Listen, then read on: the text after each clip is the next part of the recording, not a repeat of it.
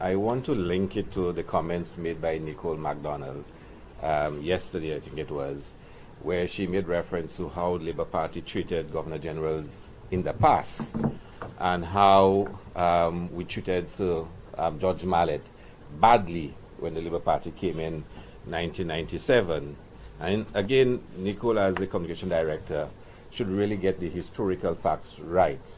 And I think Honorable Alva Baptist in his presentation made reference to our history, where we've had two instances of a partisan political appointment. That of 1980, when Boswell Williams replaced Alan Lewis, and you must admit historically, the facts are there, it was a partisan approach. And of course, the case of Sir George Mallet. But let's look at what happened and let us debunk what has been said by Nicole MacDonald. When the UWP came back into power in 1982, they did not even allow Boswell Williams to deliver the throne speech. So the new throne speech, he was removed and they returned Alan Lewis. So if one is talking about how one treats, as far as I recall and my own understanding of the history, that Boswell Williams was removed. Let's look at what happened in the case of George Mallet. George Mallet had been a parliamentarian for over 30 years for Castries Central Seat. He had been Deputy Premier and Deputy Prime Minister for almost 30 years continuously, except for the short break in 1979 to 1981. He resigned as a parliamentarian. The person who won the seat, he just resigned, went on to become Prime Minister. Very obvious he gave up the seat for the person to come in to become Prime Minister. He then went to the Senate. So he moved from being elected member of the House to a nominated member with the same portfolios he had. Clearly and obvious to facilitate somebody to become Prime Minister. He then moved from the Senate to become Governor General. You could not have a clearer statement of using the Governor General position as a political favor, because he moved from elected to the Senate, and then from the Senate directly to become Governor General. The Labour Party then announced that if it wins the next elections, the Governor General would be replaced, because this was the greatest desecration of the office of Governor General.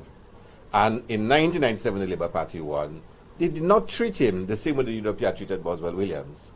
He was allowed to deliver the throne speech, and thereafter consultation was held with the opposition. And I think, you know, Honorable Philip J. Pierre, who was in the government and can give even more details about it. There was discussion with Honorable Louis George, who was leader of the opposition then.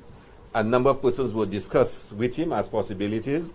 A preference was expressed to him. He supported the preference, and that preference was Dame Paulette Louisy. So for one to suggest that the Labour Party has a history of treating Governor Generals badly, that's not true. If you look at our history, the Labour Party has had two instances where Alan Lewis was replaced with Boswell Williams, and we accept that it was a partisan appointment. He was discarded immediately by United Workers' Party.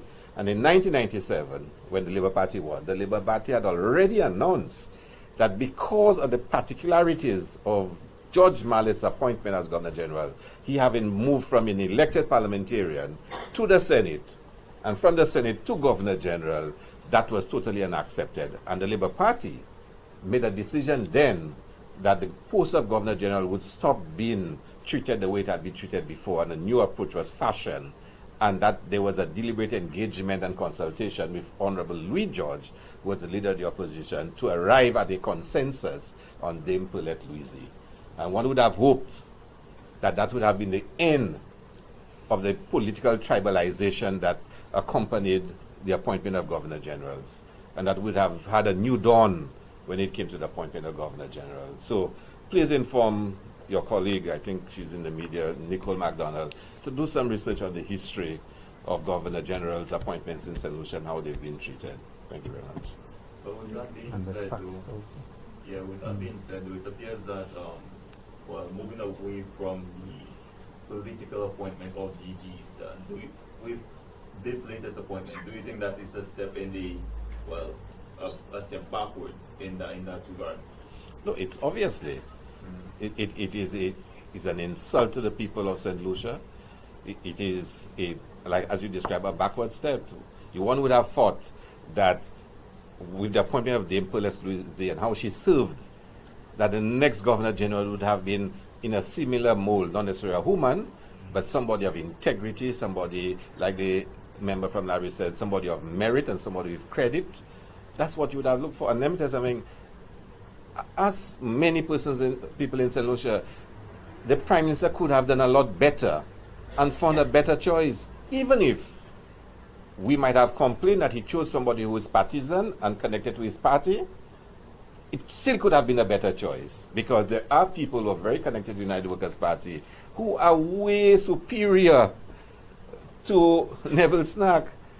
It is one thing to say we want to change the political culture and we want it to be non-partisan appointments. The government can say it's their prerogative and they're not following that standard set by the Labour Party. But at least let it be somebody that symbolizes unity, togetherness, that symbolizes integrity, and people would have faith. I mean, if you ask a question, Neville Snack was elected by the people of Labrie on 2 elections in a month, and he betrayed their trust. Why do you think he will not betray our trust as Governor General? Ask yourself that question. Why do you think he will not betray our trust again?